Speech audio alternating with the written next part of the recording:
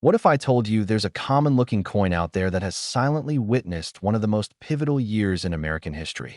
A year filled with civil rights marches, the Vietnam War, and space race milestones. Well, that coin is the 1966 Lincoln Memorial Penny, a tiny, copper witness to some of the biggest moments of the 20th century. You might think a penny minted in the millions isn't worth your time, but stick around, because even this humble coin has stories to tell, hidden details to discover, and a value that might surprise you. Welcome to Coins Heritage, the channel where every coin tells a story. If you love history, collectibles, and want to learn the real value of the coins you find in your pocket change or tucked away in old jars, you're in the right place. Make sure to like, subscribe, and hit the notification bell so you never miss out on our latest coin explorations. Now let's jump back to 1966 and uncover the history and value behind this seemingly ordinary 1-cent coin. The 1966 penny is part of the Lincoln Memorial Cent series, which began in 1959 to celebrate the 150th anniversary of Abraham Lincoln's birth.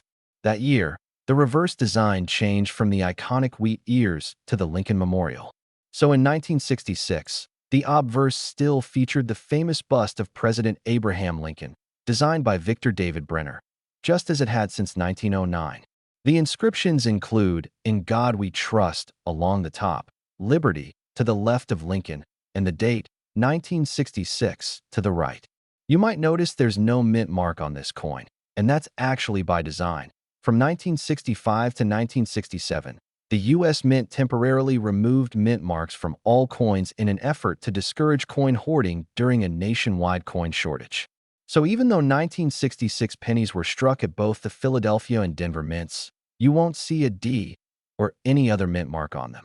That makes it impossible to tell which mint made a particular coin, but more on why that matters in a moment. Flip the coin over, and you'll see the Lincoln Memorial, designed by Frank Gasparo. The detail is impressive, so much so that if you look closely, you can even see the tiny statue of Lincoln sitting inside the memorial, just like the real thing in Washington, D.C. Above the memorial is the motto, E Pluribus Unum. Encircling the outer edge are United States of America and the denomination 1 cent. The 1966 penny is made of 95% copper and 5% zinc, weighing 3.11 grams. It has a diameter of 19 millimeters and a plain edge. Though it's not made of a precious metal, its copper content does give it a slight edge over today's pennies, which are mostly zinc with copper plating. Now let's talk numbers. The U.S. Mint produced a staggering 2.19 billion 1966 pennies. That's right, billion with a B. So in circulated condition, this coin is extremely common. If you find one in your change today, chances are it's only worth 1 cent. In low-grade circulated condition, maybe 2 to 3 cents if sold in bulk for its copper content. But the value increases as condition improves. In uncirculated condition, the value starts to rise.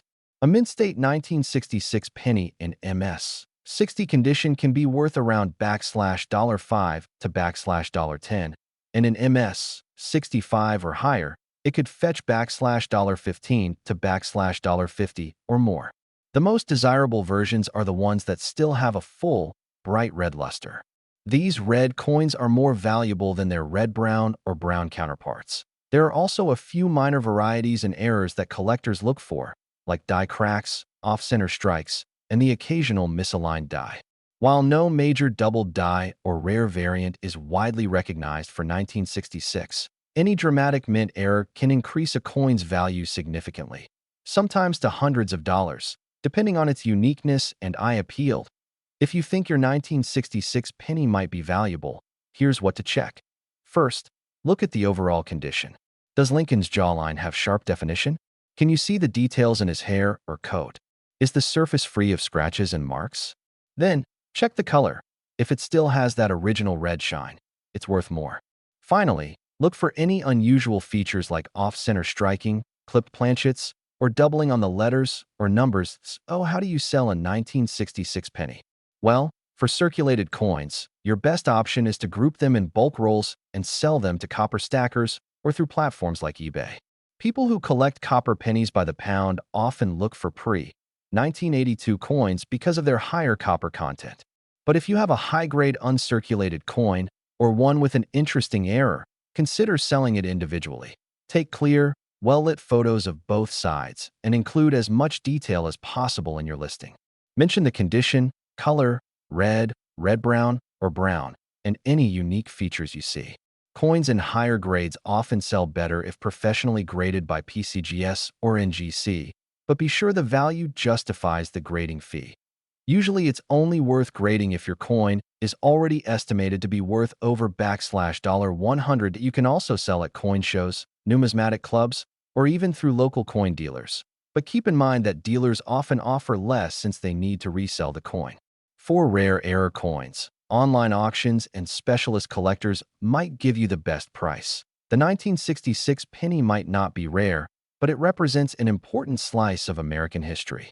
It came from a time when the U.S. was dealing with Cold War tensions, fighting a controversial war in Vietnam, and undergoing a cultural revolution at home. Even if the coin in your hand is only worth a few cents, its story is priceless. It reminds us how everyday objects, like a small copper coin, are silent witnesses to extraordinary times. Thanks for watching Coins Heritage. If you enjoyed learning about the 1966 1-cent coin, give this video a thumbs up and leave a comment below. Do you have a bright red 1966 penny in your collection? We'd love to hear from you. Don't forget to subscribe for more coin history, values, and tips on how to turn your pocket change into prized collectibles. Until next time, keep collecting, keep learning, and remember, history is in your hands, one coin at a time.